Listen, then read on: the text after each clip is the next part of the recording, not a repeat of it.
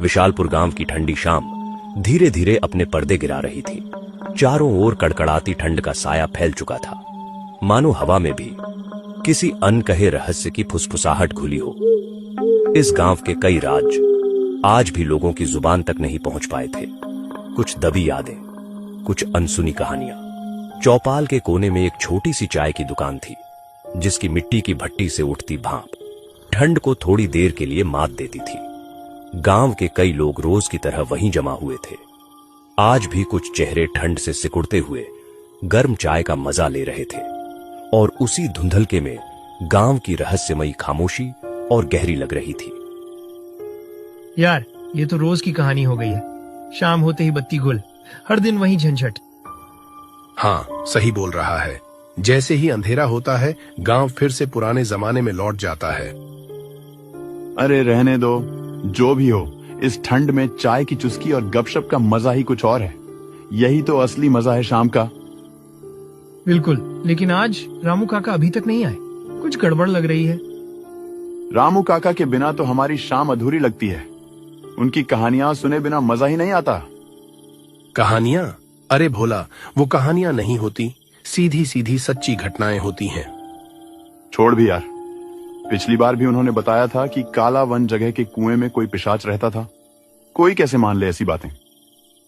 भोला, तू बस आंखों से दिखने वाली चीजों पर यकीन करता है, लेकिन दुनिया में वो भी बहुत कुछ है जिसे हम देख नहीं पाते। तीनों आपस में बातों में मग्न थे कि तभी धीमी चाल से एक बुजुर्ग चौपाल की तरफ आते दिखाई दिए। अरे भाइयों, कैसे हो? और आज भी शाम होते ही बत्ती गुल हो गई। अरे, रामू काका आ गए। आइए आइए काका, आपकी ही बातें कर रहे थे। हमें तो लगा आज शायद नहीं आएंगे।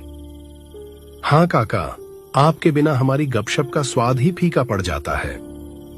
अरे बेटा, उम्र में बड़ा जरूर हूँ, पर दिल तो अभी भी तुम्हारी ही उम्र का है। तुम लोगों के साथ बैठना ज्यादा अच्छा लगता है। गांव के बूढ़े तो बस दूसरों की बुराई में लगे रहते हैं। तो काका, आज कौन सी घटना सुनाओगे? कुछ नया बताना।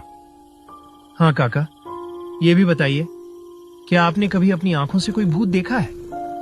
रामू काका कुछ पल चुप रहे, जैसे बीते हुए वक्त की कोई तस्वीर उनके मन में उभर आई हो।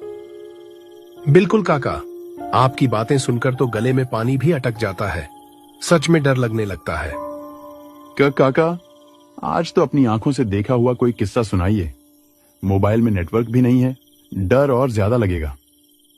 चलो, आज तुम्हें एक अलग तरह की घटना सुनाता हूँ, ऐसी जो सिर्फ डराएगी ही नहीं, बल्कि तुम्हारे दिल को भी कहीं न कहीं छू जाएगी। 5 साल पहले की बात है, और डॉक्टर के रूप में मेरी पोस्टिंग रतनपुर नाम के एक छोटे बेहद शांत गांव में हुई थी। गांव शहर से इतना दूर था कि वहां बिजली भी ठीक से नहीं पहुंचती थी। पर पता है, वही जगह मुझे कुछ ही दिनों में अपनी लगने लगी थी। लोग सीधे सादे और दिल के अच्छे। उसी दौरान एक दिन गांव के 2 आदमी मेरे क्वार्टर पर मुझसे मिलने आए। डॉक्टर साहब, आपको हमारा गांव कैसा लग रहा है? गांव बहुत अच्छा है, शांत है, लोग भी अच्छे हैं। मुझे यहाँ कोई दिक्कत नहीं। बस यही सुनना था। आपको कुछ भी जरूरत पड़े तो हमें बता देना। और हाँ, श्याम भैया तो हैं ही, वो खाना वाना भी आपके लिए बढ़िया बना देते हैं ना? हाँ हाँ, कोई परेशानी नहीं। अकेला रहता हूँ, पर श्याम भैया का खाना और गांव का माहौल सब ठीक है। अच्छा है, लेकिन डॉक्टर साहब, हम आपको एक बात बताने आए थे। जब उसने यह कहा तो मैं थोड़ा चौंक गया।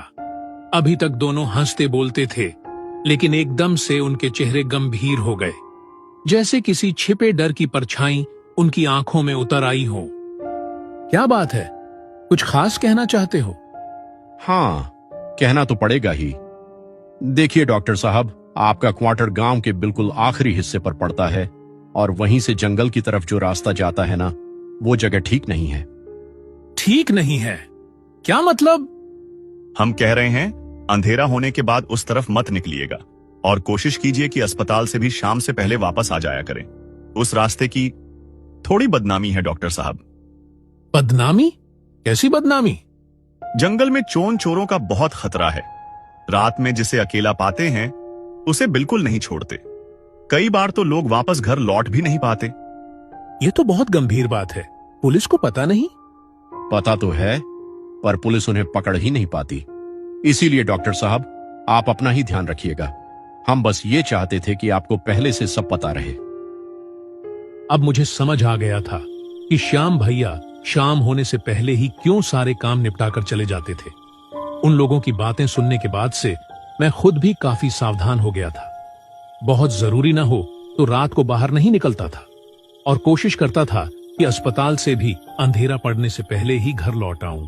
उस रात सच में बहुत गहरी थी। आसमान काले बादलों से भरा हुआ था और ठंड असहनीय हो रही थी।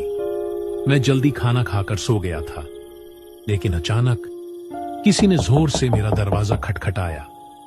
उस आवाज ने मेरी नींद पूरी तरह तोड़ दी। डॉक्टर साहब, सो गए क्या? कृपया एक बार दरवाजा खोलिए, बहुत जरूरी काम है। गहरी नींद टूटे तो गुस्सा तो आया ही। कौन इतनी रात को परेशान कर रहा है? लेकिन फिर ध्यान आया, मैं डॉक्टर हूं। इतनी देर रात कोई आ रहा है तो जरूर बड़ी मुसीबत होगी। मैं उठकर दरवाजा खोला। बाहर एक अधेड़ उम्र का आदमी खड़ा था। चेहरा घबराया हुआ, आंखें लाल, जैसे कहीं से भाग कर आया हो। शक्ल पहचानी नहीं, लेकिन गांव का ही कोई होगा।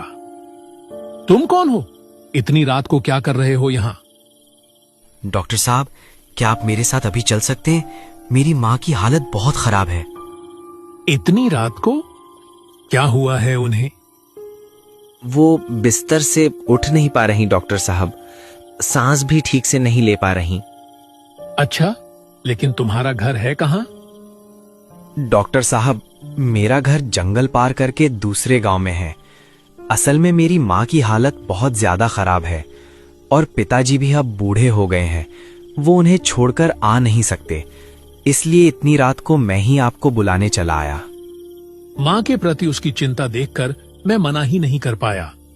मैंने तुरंत अपना डॉक्टर का बैग उठाया और उसके साथ चल पड़ा। तुम्हारा घर बहुत दूर है क्या? ज्यादा नहीं डॉक्टर साहब, बस जंगल पार करके दूसरे गांव में है। थोड़ी दूरी है, पर ज्यादा समय नहीं लगेगा। जैसे ही हम जंगल के और अंदर तक गए, हवा और भी ठंडी हो गई थी। बारिश का मौसम था, आसपास अंधेरा और बस हमारे कदमों की आवाज। कहीं कहीं पत्तों की सरसराहट सुनाई दे रही थी। तुम्हारा नाम क्या है? मेरा नाम अमर है डॉक्टर साहब। वह आदमी मुझे रास्ता दिखाते हुए आगे आगे चल रहा था और मैं उसके पीछे।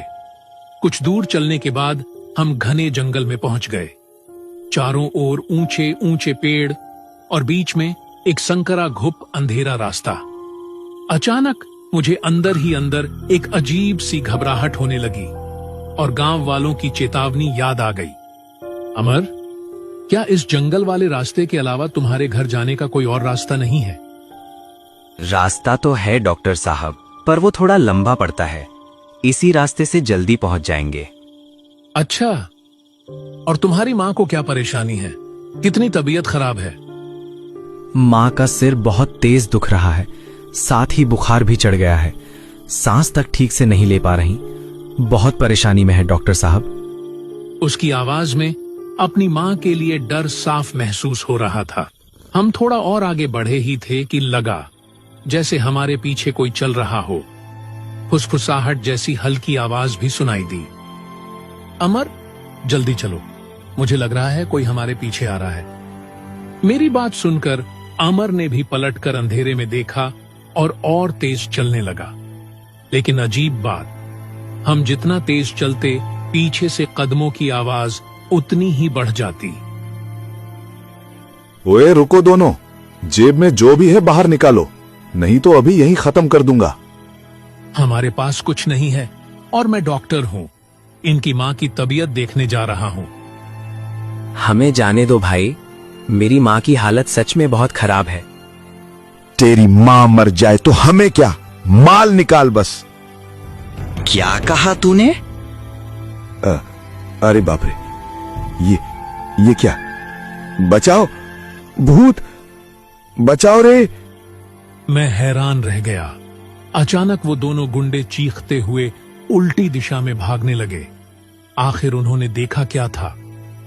वह दोनों ऐसे भाग क्यों गए? वो शायद अपनी गलती समझकर चले गए होंगे। आप अब जल्दी से चलिए डॉक्टर साहब, बहुत देर हो गई। मेरी माँ कैसी है कौन जाने। हाँ चलो चलो।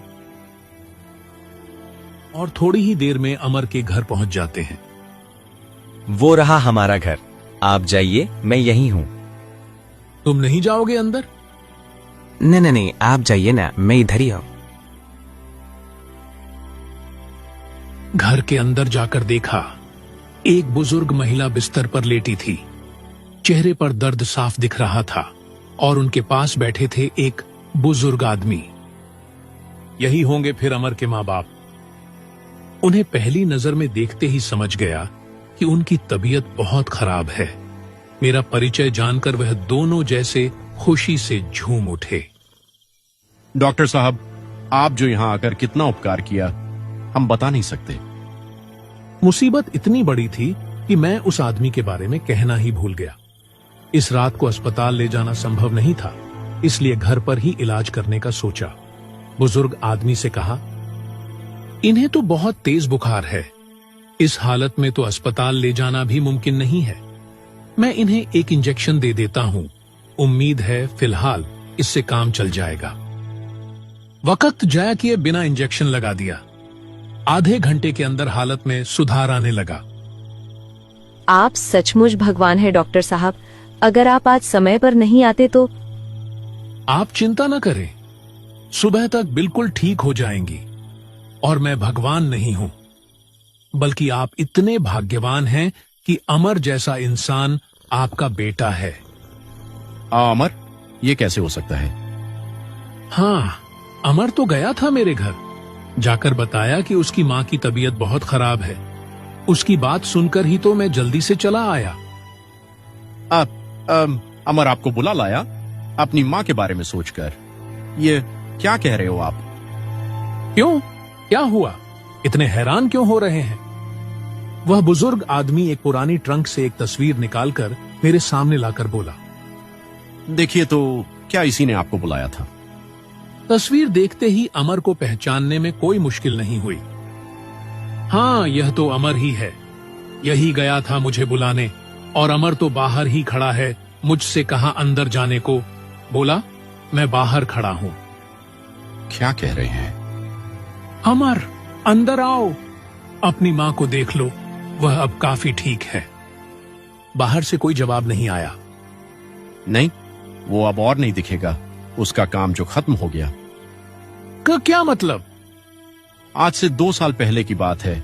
शहर से काम करके लौटते समय गाड़ी दुर्घटना में मारा गया था हमारा बेटा।